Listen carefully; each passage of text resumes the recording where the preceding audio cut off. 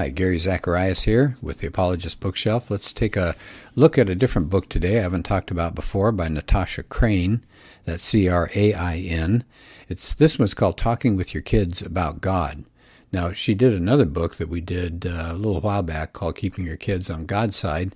This one came out in 2017, and it has an interesting introduction by Sean McDowell, who says this book is so crucial because it deals with questions that kids are going to need answers to. And then Sean says, keep in mind, you don't have to be the expert. The book is going to equip you for what you need to be able to share with your kids. And it says, start as early as possible. Don't wait. Kids are going to have these questions.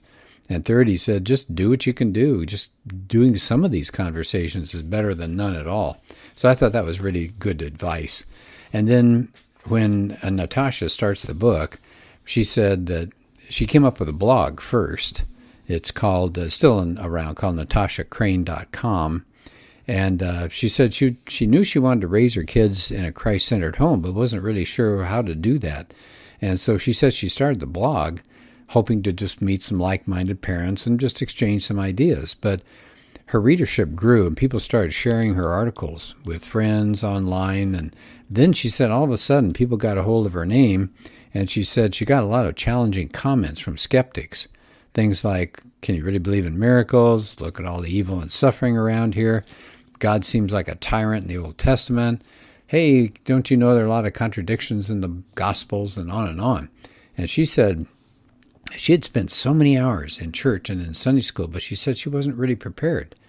And she said that she realized, whoa, my kids are growing up in a really different world than the one she grew up in. And so she said she launched an in-depth study. She knew she was over her head. So she started studying Christian apologetics to make a case for and to defend the Christian faith. And finally, she was able to pull together enough information to make that website a place where she could equip other parents. And she said it's become her passion. And today, of course, this is 2017, she said something like 250,000 people each year read her blog. Well, my guess is it's grown more than that. She has some provocative, interesting topics that she deals with, and she has some good insights. And so she talks about that first book, the Keeping Your Kids on God's Side. And then she said that covered things like the area of God and truth and worldviews and Jesus and the Bible and science. And so she wanted to continue with further books. I mean, that's a lot to cover. So it kind of skims across the surface. She said she wanted to start doing books that would dig into one of those major subject areas at a time. So that's where this book now comes in. Remember, she said she covered God as well as other things in her first book. So this one, she wants to just focus on God. She says things kids need to know to understand God. And so she says she puts conversation guides at the end of each chapter, and I'll show you that in just a minute. So let's take a look at one of her chapters.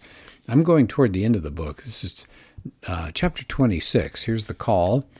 Hey, do we really have free will?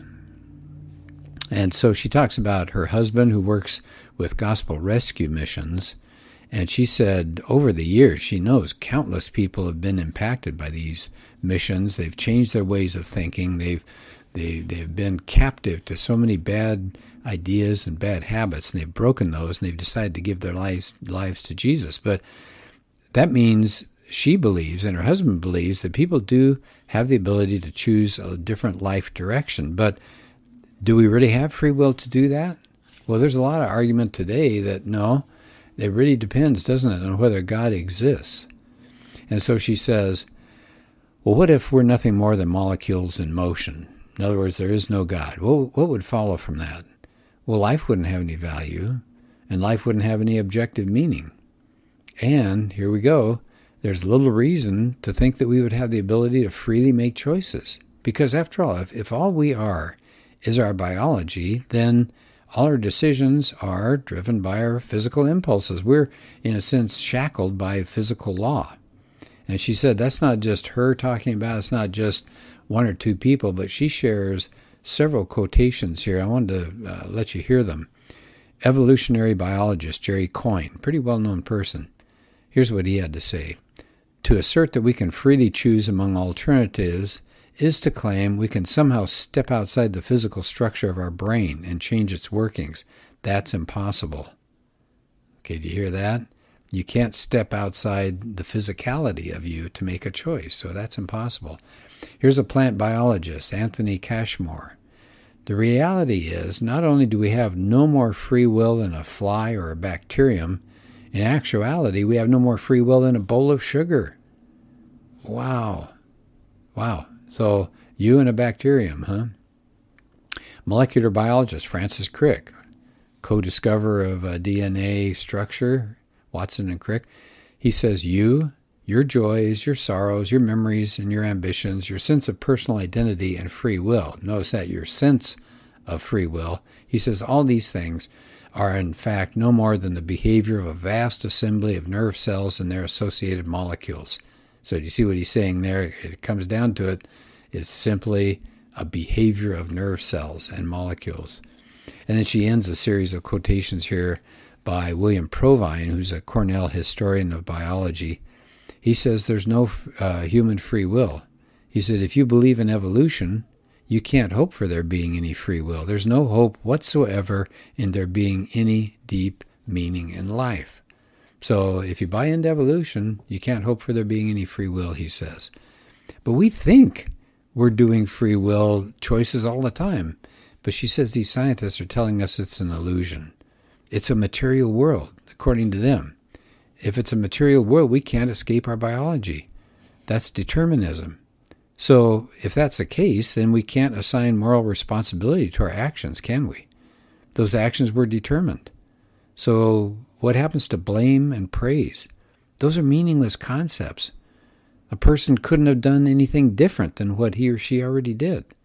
So why would you praise somebody who ran into a burning building to pull somebody out compared to somebody else who set that building on fire? Those are my examples. These aren't hers. But, I mean, think about it. If we are programmed, we'll either run into the building or we'll set that building on fire or we'll just watch. But that's all been programmed. Isn't that something? So that's a pretty startling idea. Now, she moves then to, well, what about free will if there's a God? Okay, so she's telling us what is being said from the atheist perspective. But she says, in a theistic, not atheistic, but a theistic worldview, we have very different conclusions about free will. From a Christian perspective, after all, the Bible teaches us that we have the ability to make choices. And not only do we have that ability, but we're accountable to God for the choices that we make. She gives some examples here from the Bible. John 7:17 says this, anyone who chooses to do the will of God will find out whether my teaching comes from God or whether I speak on my own. What did Jesus say? Anyone who chooses to do the will of God. And then here's 1 Corinthians 10:13. No temptation has overtaken you except what is common to mankind. God is faithful. He will not let you be tempted beyond what you can bear. But when you're tempted, he'll provide a way out so that you can endure it. So you could be tempted, and if you can be tempted, it means you had some choices, good choices and bad choices. James 4:17 says this, if anyone knows the good they ought to do and doesn't do it, it's sin for them. He doesn't say, if you know you ought to do something but you don't do it, oh, well, those are just that's just your biology, just your molecules, just your nerve cells acting up. It's just the chemicals inside of you. Don't worry about it. That's not what James says. If you know the good and you don't do it, that's sin. And then the Bible has verses indicating that we are going to be held accountable to God, which is pretty chilling. For example, Matthew 12:36, I tell you that, and this is Jesus talking, everyone will have to give account on the day of judgment for every empty word they have spoken. We're going to have to give account.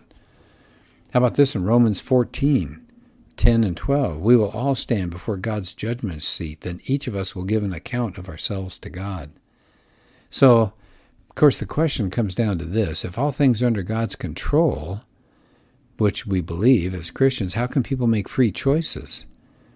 And she says that we see difficult cases in the Bible, which it appears that God sometimes overrides the human will. And she gives examples in Exodus 7, John 6, Romans 8, and Ephesians 1. She says, boy, you can get into some heavy theological debates here about God's sovereignty and human will. But she says, here's the problem. God didn't explain the mechanics of that. The Bible teaches both. God's sovereignty on one hand and our responsibility on the other. She says, so Christians hold these truths in balance, trusting that the mystery exists because we don't have God's infinite perspective. We don't get the big picture. That's something that I find really reassuring, because there's so many times that I scratch my head. I don't know what's going on, and I have to trust, because of the things I do know about God, I have to trust him in the areas I don't know about. And there's an area we don't get. How can God be sovereign, and how can humanity have a moral responsibility? And she then talks about the difference that God makes. And she said people in general, if they believe in God or not, they normally give all sorts of considerations to daily behaviors. They feel that they're genuinely deciding things in their life. And she says for Christians, these choices have great moral significance. If you believe in some kind of free will, it fundamentally shapes how you live. And then questions come out of that. For example, what should we do with our lives? What's our responsibility to other people? How do we make sense of evil? We ask those questions because we as Christians presume that people have the ability to make the choices that matter. Christians believe programs like the rescue missions that she mentioned before, that these programs are important because you offer them to people so they can make a choice to follow Jesus, to turn their lives around, no matter what's going on chemically inside of them. She says people are not molecular robots at the mercy of their machinery. We're invaluable people. We're made in the image of God. We can choose to enter into a relationship. And she says, in fact, in a Christian worldview, the key free will decision we all make is how we're going to respond to God. All right, well, then that's the information, the new information in the chapter. She then follows it with a section called Key Points, which is good because then it's sort of a summarizing all of that. And then, like I said, she has a section at the back here called Conversation Guide, and she breaks her conversation into 3 sections. So let me share those with you so you can see how every chapter works in her book. So she has Conversation Guide, 3 things: open the conversation, advance the conversation, and then apply the conversation. So in this case, open the conversation. So she says, here's her question, just to get people warmed up and kind of thinking about the topic. Do you think robots and humans make choices in the same way? Why or why not? All right, so that just gets everybody thinking. And then she has a section, advance the conversation. She says if God didn't exist, people would just be made out of physical stuff. It would be like a biological robot. She said, if that was the case, what do you think that would say about our ability to freely make choices? She also, in the same area, advanced the conversation. She asked people to read to their kids, John 7:17, 1 Corinthians 10:13, James 4:17. Those are verses that I already shared with you. She says, what do these verses tell us about the biblical view of human choices? Of course, they're telling us that we have the ability to choose. And then she says, read Matthew 12 and John 12 and Romans 14 and 2 Corinthians 10. What do they tell us about the importance of our choice? It matters because we're going to be held morally account of them. The last question under advance the conversation, from a Christian perspective, what do you think is the most important choice a person will ever make in life? Well, she talked about that, didn't she? The most important choice we'll ever have is how to respond to God. Then the last of the 3 parts to the conversation guide she calls apply the conversation. She says, read to your kids the quote from Francis Crick in the chapter. And let me go back and share that with you. That Crick quote was, you, your joys, your sorrows, your memories, your ambitions, your sense of personal identity and free will are in fact no more than the behavior of a vast assembly of nerve cells and their associated molecules. So she says, talk that over with your kids. If that's what you believe to be true, how do you think it would affect how you live your life? Oh, it would change things big time, wouldn't it? So I highly recommend anything that Natasha Crain puts out. Her website is wonderful. These books are terrific. I still have another book or 2 of hers that I want to share with you. So again, Natasha Crain, talking with your kids about God. All right, well, thanks, and I hope you have a good rest of your day, and we'll do another podcast soon.